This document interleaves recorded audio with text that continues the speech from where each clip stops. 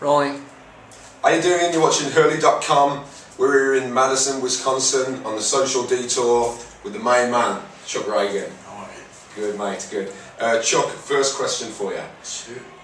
It seems that you've just been around longer and longer now with different musical acts. Like, tell me a bit just about how that's been. It's been a long musical road. How have you kept it going so long?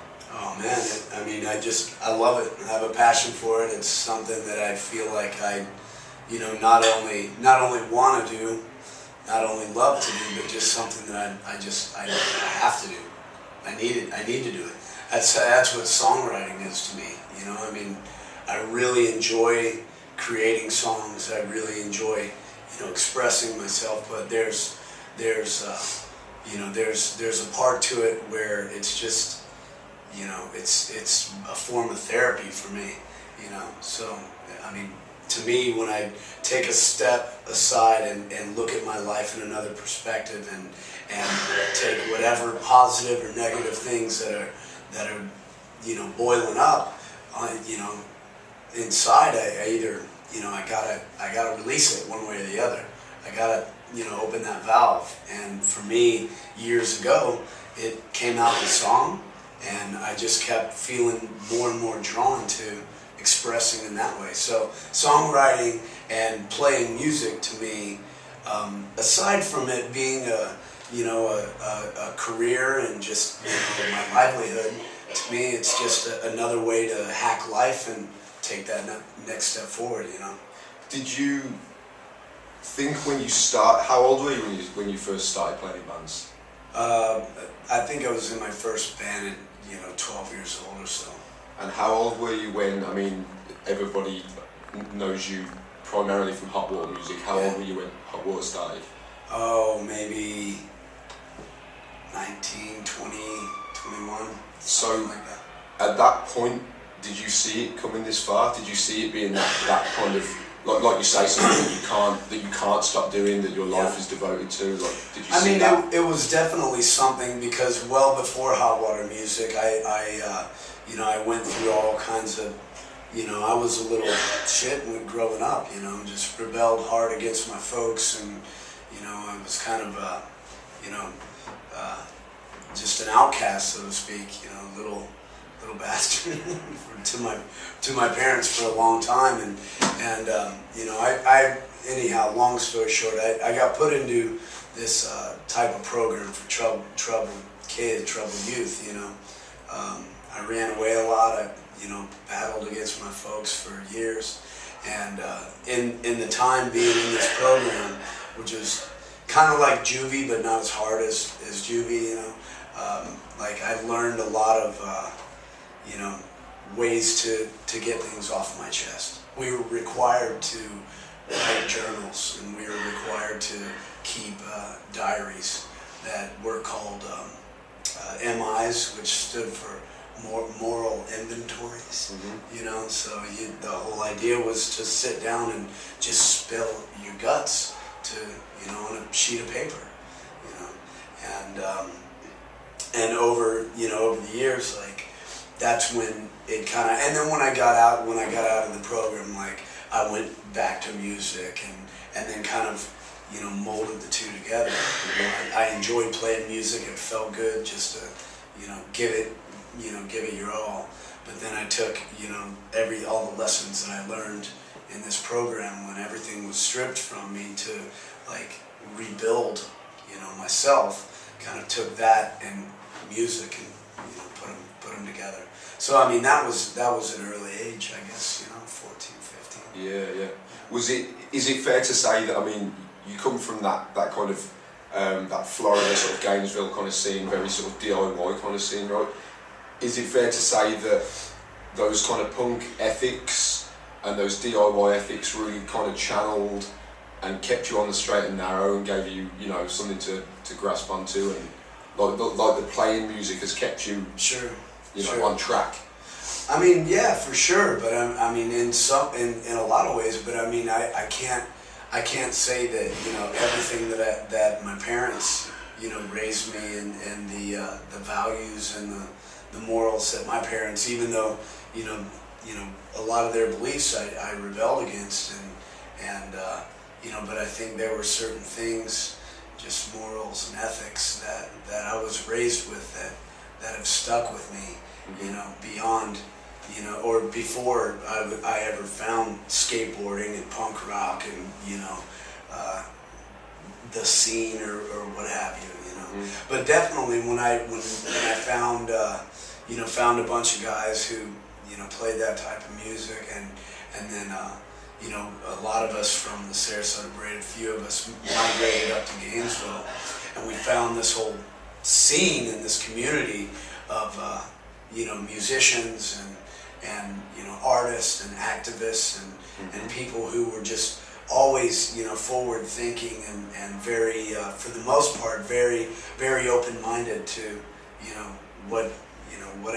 whatever was, came through our town. Like, I learned so much, even though, I lived in Gainesville for a decade, but when I look back on it, it almost feels like I was barely there half that time, we were just on the road all the time. Yeah. But through the course of it, not just in Gainesville, but having the opportunity to, and taking the challenge on to actually tour the world as much as possible. That's where we learned. That's where, we grew up. We grew up out here. We grew up on the road, so to speak.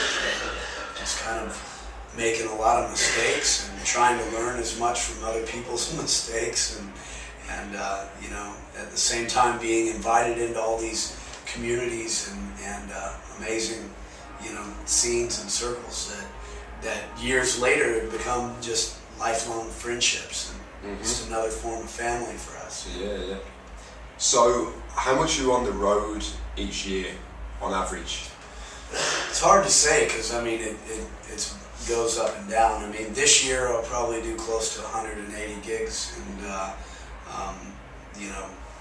that doesn't include the the days off in between, or the couple days before and couple days after of each tour, getting there and getting home, or So how but spending that much time on the road and having devoted your life to that and spent a lot of time on the road, tell me a bit about who. Everybody knows Chuck Ragan on a record sleeve or on a stage. Tell me who Chuck Ragan is at home, and what do you do with the time off and the home time?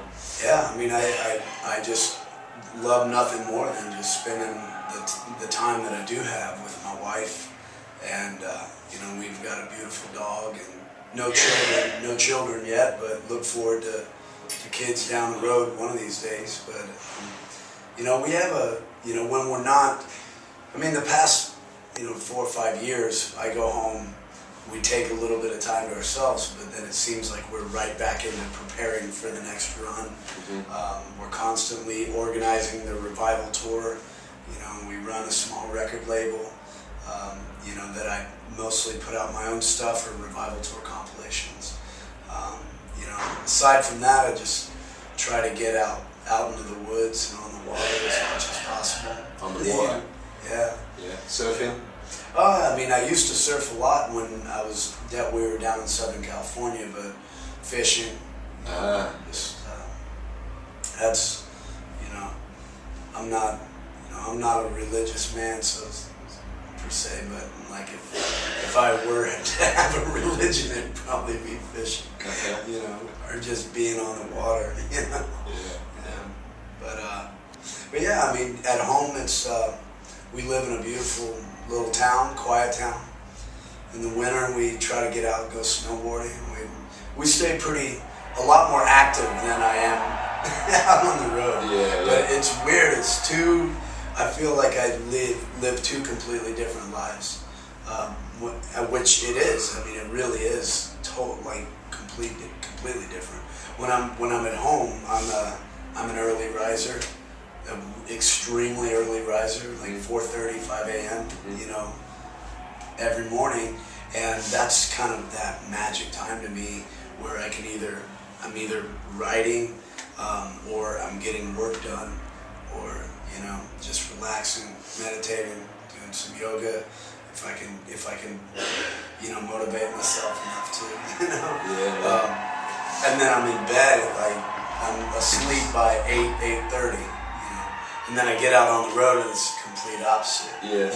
I'm like up till 4 a.m. and then, waking up at 11. Tell us, two worlds. Tell us what you have. You have a new record out right now. You want to give that little plug? Yeah, man. It came out September 13th. It's called Covering Ground, and it was a blast to record. We recorded it with Christopher Thorne from Blind Melon and AWOL Nation, and he has a great studio out of his home in Silver Lake, and we did it down there with him. In between the first two tours we did with Social D this year. Right. So we finished one tour and literally straight in the studio, and then tracked for a bit, or did pre-production, tracked for a few days, went home, took a break, came back, finished tracking, back onto the road, mixed the record while we were on tour. Thorne was sending us mixes, we were listening to mixes in the backstage or in hotels or alleys or you name it, in the van, and just kept trucking, and so I mean it was definitely a road record, but came out on Side One Dummy September 13th. It's out now. It's called Covering Ground, and we're really proud of it. So a lot of good friends sang on it. Frank Turner, Brian Fallon from Gaslight Anthem, Audrey May, Chris Phillips from the Squirrel Nut Zippers did all the drums and percussion, and Chris Thorne played on it, John, Joe, of course, Todd Bean and Rick Steff from Lucero did pedal steel and some Hammond stuff. It's cool. That's right. Well, everybody check out the new Chuck Ragan record. Social Distortion are just starting. Chuck, let's go check them out. Thanks, buddy. Cheers.